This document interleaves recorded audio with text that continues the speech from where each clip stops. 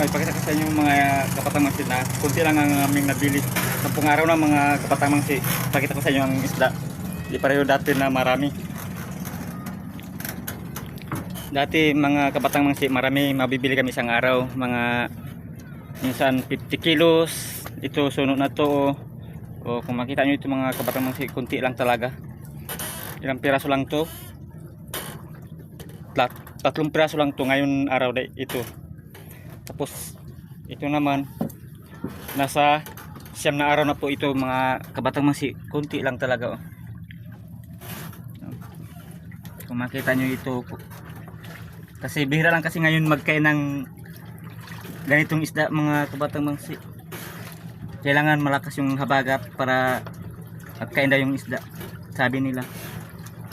Ilang piraso lang to mga kabatang mangsi, kunti lang. At ito naman naka-private kasi oh. Kailangan may may takip para hindi mainitan. Wow! Ito naman sa kabila. Tatlong lalagyan kasi ito mga kabatang mangsi. Ito naman oh. Ito kasi mga mura-mura lang ito pangbili. Ito. Ewan ko lang kung magkano ang kilo nito. Hindi ko alam kasi ako bata lang. Ang nakakaalam lang itong boss ko lang, yung amo ko. Hindi tulad dati na marami.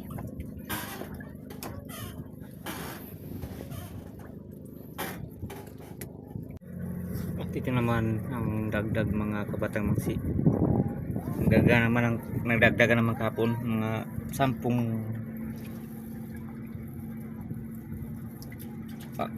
10 piraso, tapos mayroon pang 5 o 15 pieces na. Ipakita ko sa inyo kasi medyo malinaw.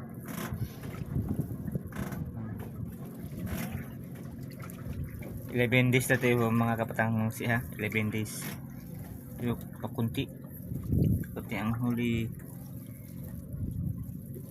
Di pareho dati na marami.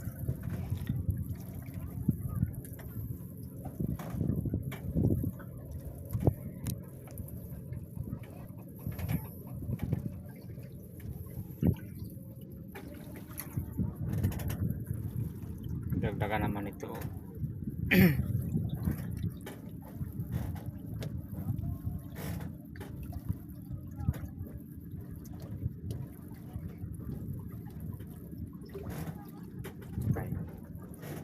Patay na patay.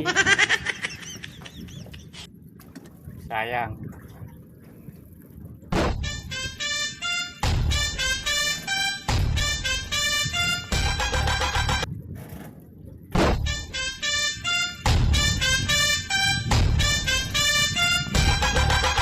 Paunti-unti mga kabatang mangsi ang mabili namin kada araw mga. Uy, meron pala dumating mga kabatang mangsi. Akala ko sa social media lang ang makikita ko. Yun na talaga mga kabatang mangsi, nasa harap ko na. Dati sa cellphone lang ang napanood ko, ngayon mismo mga kabatang mangsi. Dito na mismo sa harapan ko. Iwan ko lang kung sino ang may-ari nito. Amerikano ba o Inchik ang yachts na ito mga kabatang mangsi. Kasi sa 10 taon na ako dito mga kabatang mangsi, ngayon ko parang nakita ang yachts na ito mga kabatang mangsi.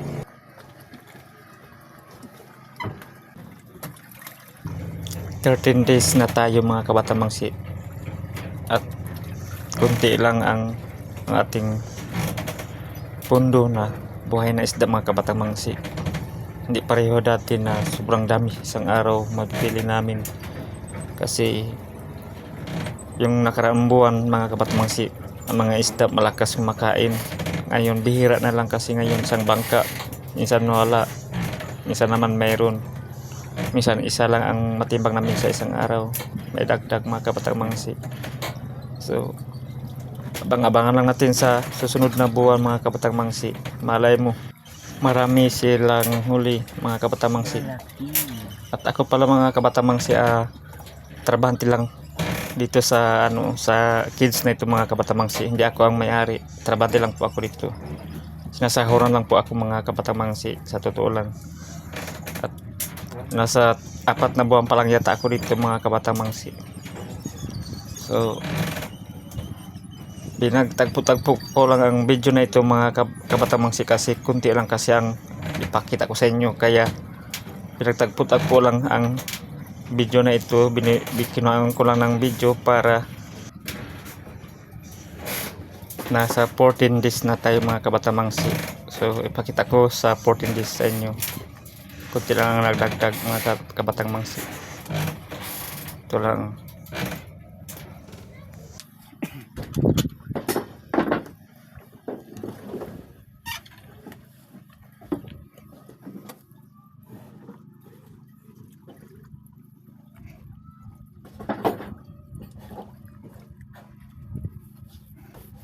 Kunti lang talaga mga kabatang mangsi, malinaw ang dagat, kaya maganda ang pagkuha natin sa mga video natin.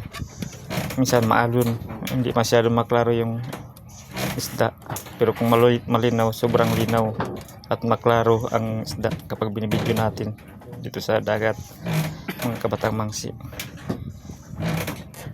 Ito maganda, itong tinatawag nila katumbang mga kabatang mangsi. Yung kulay na yellow na yan, yung tinatawag na katumbang.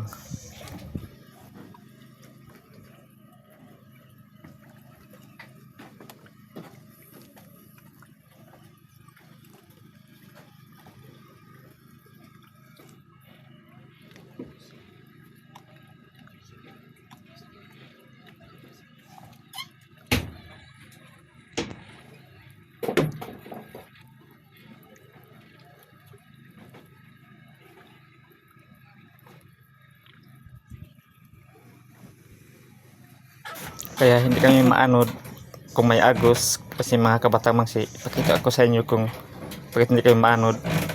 May lubid nakabalot doon sa baba mga kabatang mangsi, tapos may puno siya, kaya hindi siya madala ng agos.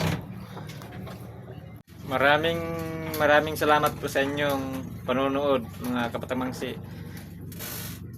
at huwag niyong kalimutan mag-subscribe po kayo sa aking YouTube channel para mayroon naman akong bagong update, kayo naman po ang mauna. So maraming salamat po sa inyong suporta. Bye bye kabatang mangsi.